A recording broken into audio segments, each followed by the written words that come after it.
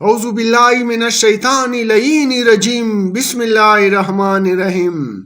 اصول کافی جلد اول، باب نمبر 20، صفحہ نمبر 323، عرش اور کرسی کا باب۔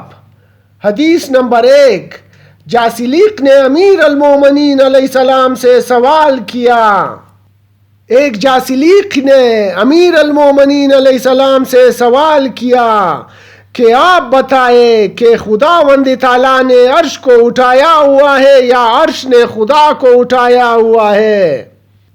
آپ علیہ السلام نے فرمایا، اللہ تعالی عرش، آسمانوں، زمین اور جو کچھ ان کے درمیان ہے سب کو اٹھائے ہوئے ہے، اور اس کے بارے میں خدا نے خود فرمایا ہے۔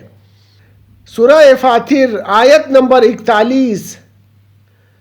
اللہ آسمانوں اور زمینوں کو یقیناً تھامے ہوئے کہ یہ اپنی جگہ چھوڑ نہ جائے، اور اگر یہ اپنی جگہ چھوڑ جائے تو اللہ کے علاوہ کوئی ان کو تھام نہیں سکتا۔ یقیناً وہ بڑا بردبار اور بخشنے والا ہے۔ پھر اس نے عرض کیا کہ آپ اللہ تعالیٰ کے اس قول کے بارے میں بتائیں۔ سورہ الحاقہ آیت نمبر 17۔ اس دن 8 فرشتے آپ کے رب کے عرش کو اوپر اٹھائے ہوں گے۔ تو خدا تو یہ کہتا ہے کہ پھر آپ نے کیسے فرمایا کہ اللہ عرش و سماوات والارض کو اٹھائے ہوئے ہے؟ امیر المومنین علیہ السلام نے فرمایا، خدا نے عرش کو 4 انوار سے خلق کیا ہے۔ نمبر 1، سرخ نور سے، اور تمام چیزوں کی سرخی اسی سے ہے۔ نمبر 2، سبز نور سے، اور تمام چیزوں کا سبزہ اسی نور سے ہے۔ نمبر 3، زرد نور سے، اور تمام اشیاء کی زردی اسی نور سے ہے۔ نمبر 4، سفید نور، اور تمام اشیاء کی سفیدی اسی نور سے ہے۔ اور وہ علم ہے جو اس نے اٹھانے والوں کو عطا کیا ہے، اور وہ نور اس کے عظمت کا نور ہے، اور خدا اپنی عظمت اور نور سے مومنین کے دلوں کو منور کرتا ہے اور ان کے دلوں میں دیکھتا ہے، اور اسی وجہ سے نادان و جاہل اس سے دشمنی کرتے ہیں۔ اور اس نے اپنی عظمت اور اس نور کی وجہ سے تمام مخلوق جو آسمانوں اور زمین میں ہے، اور وہ اس کی بارگاہ میں اسے وسیلہ قرار دیتے ہیں، جبکہ ان کے ایمان مختلف ہے اور ان کے ادیان مختلف ہے۔ پس تمام کو اللہ نے اپنے نور اور عظمت اور قدرت سے اٹھایا ہوا ہے۔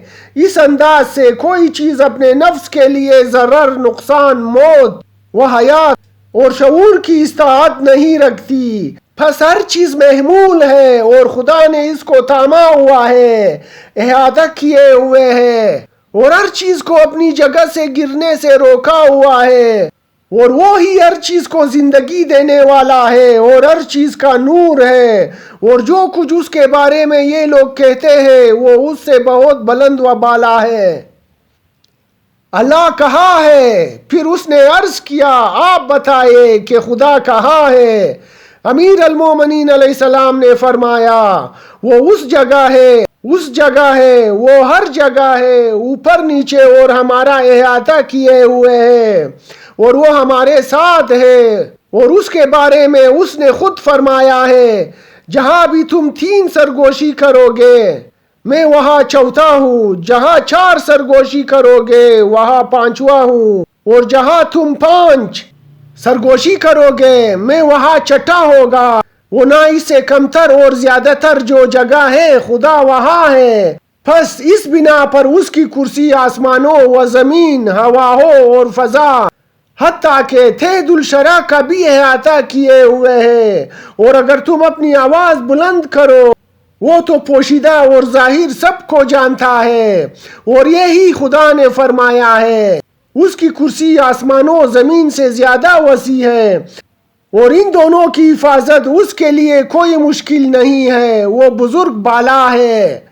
پس اس کے عرش کو اٹھانے والے علماء ہیں جو اس کے علم کو اٹھائے ہوئے ہیں، اور خدا نے ان کو اپنا علم عطا کیا ہے، اور خدا نے ملکوت میں جو کچھ خلق کیا ہے وہ اس نے ابراہیم کو دکھایا جیسا کہ وہ خود فرمایا، ہم نے ایسے ہی ابراہیم کو آسمانوں اور زمین کی سلطنت دکھائی تاکہ وہ ہمارا یقین کرنے والا ہو جائے۔